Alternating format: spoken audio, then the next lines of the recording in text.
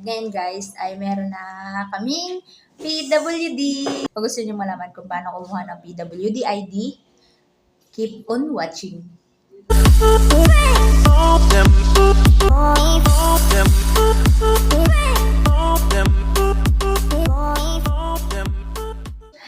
Hi guys! Welcome to my channel. This is me, Jean, and welcome sa aking channel. Kung bago ka lang sa channel ko, huwag mong kalimutang mag-subscribe and mag-like kung nagustuhan niyo po yung video na ito, kung meron kayo natutunan.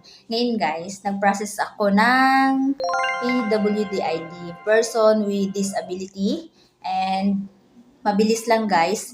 Sa City Hall lang siya pinaprocess. Pumunta lang kayo sa City Hall kung saan kayo malapit or kung saan kayo nasasakop.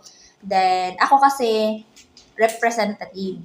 So, representative ako, kaya nagdala ako ng ID nung mother, sa mother lang. Nagdala ako ng ID dun sa mother. Baby kasi yun, yung kinuhaan namin ng PWD ID.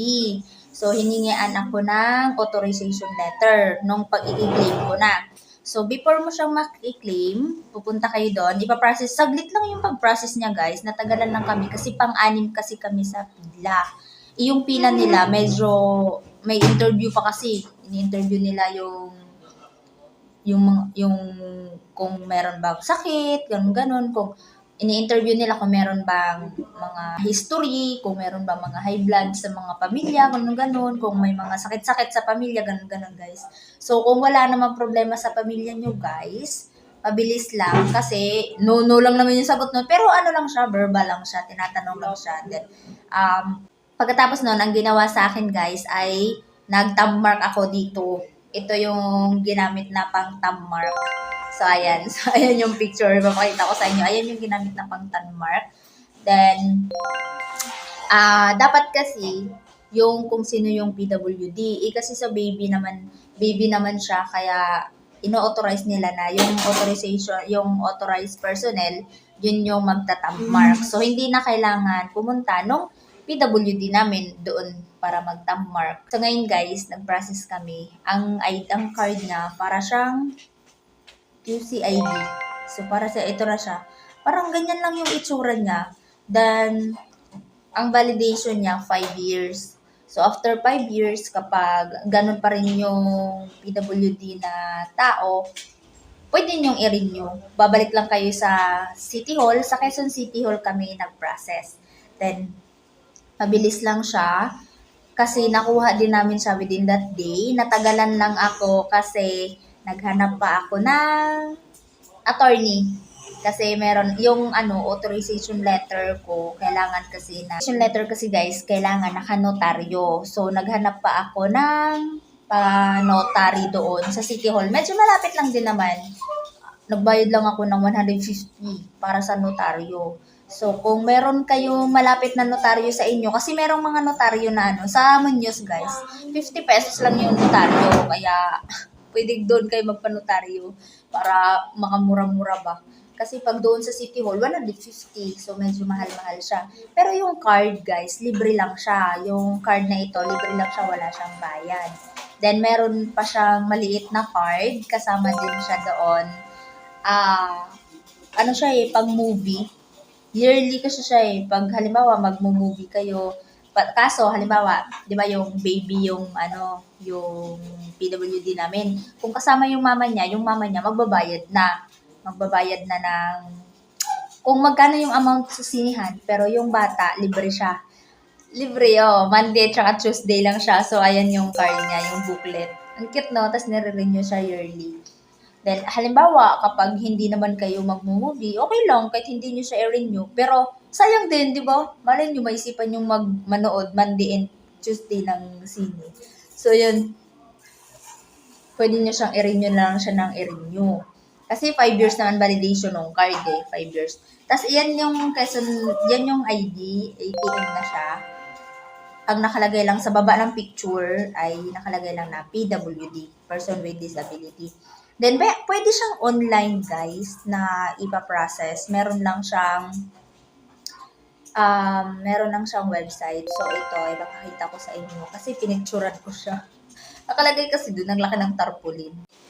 Yun guys, ang kailangan lang, kung representative kayo, yung authorization letter, nakanotaryo na siya. Then ID ng mother, birth certificate tong bata, and Xerox copy. Xerox copy.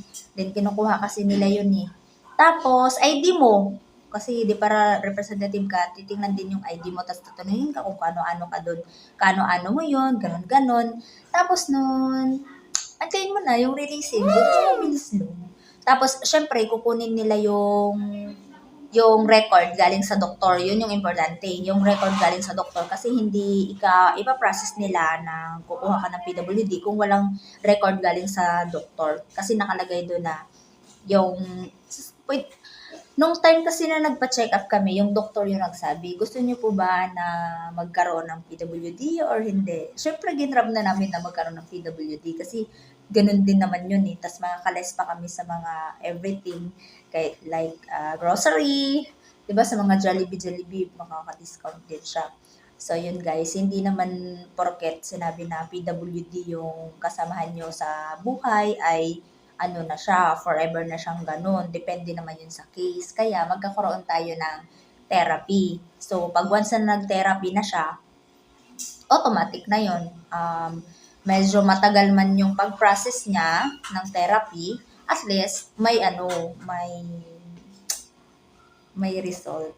So, kapag halimbawa guys, merong PWD sa inyong area, wag niyong ikahiya. Kasi hindi naman siya kailangan ikahiya. Kasi, binigay sa atin yan ni Lord, so tanggapin natin. Then, hindi naman porket sinabi na PWD siya, talagang super may kapansanan na siya. Hindi naman, buo naman siya. Then, meron lang siyang mga, iba-iba kasi ang PWD eh. Basta iba-iba. Yung sa amin, autism. Kaya nagkaroon siya ng PWD kasi may autism siya. So, pag sinabing autism, hindi naman sinabing hindi naman porket sinabi na may autism yung bata, abnormal na. Ano siya, behavioral, speech, ganon. Kaya, nauwi siya sa autism kasi magti 3 years old na siya, hindi pa siya nagsasalita, and then yung may mga symptoms siya na pang autism, kaya pina-check up namin, then yun nga, positive siya sa autism. Kaya hindi naman porket sinabi na autism abnormal na. Dalawa yan. Sa part namin guys, kinuhaan namin siya ng PWD para sa therapy, makaka-discount kami. Oo. Ngayon, naka-enroll na siya sa therapy. Nag-i-schooling na yung baby namin para sa therapy. So, hopefully, magkakaroon ng positive feedback after 6 months or 1 year. Ganun yung mga therapy. Medyo matagal. Kaya, kung magpa-process kayo ng PWD, libre lang naman siya.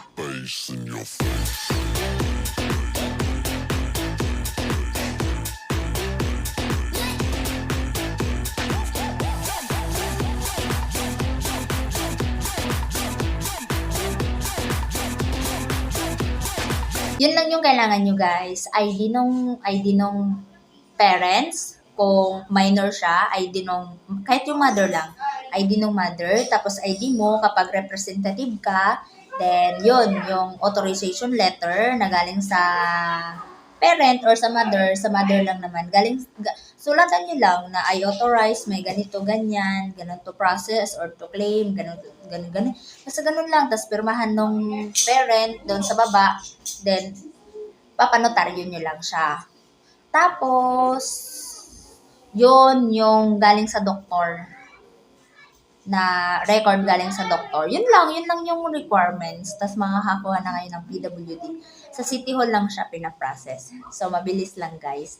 Punta lang kayo kapag gusto nyong magkuha ng PWD. 1 day process lang siya. Super bilis lang siya. Natagalan lang ako kasi nagpa-notaryo pa ako. Medyo naglakad pa ako. Hinanap ko pa yung notaryo. Kaya yun, kung para hindi na kayo ma-hassle, ipanotaryo niya na lang. Thank you for watching. Don't forget to like this video. Say don't forget to like. Say don't forget to like. Don't forget to like this video and then don't forget to subscribe to my channel. Guys, thank you for everything. God bless you. Shout out po sa lahat ng mga friendship ko dyan. Hi, team! Thank you for watching, team, always. Thank you, thank you. Buchoy! Bye, guys. Thank you.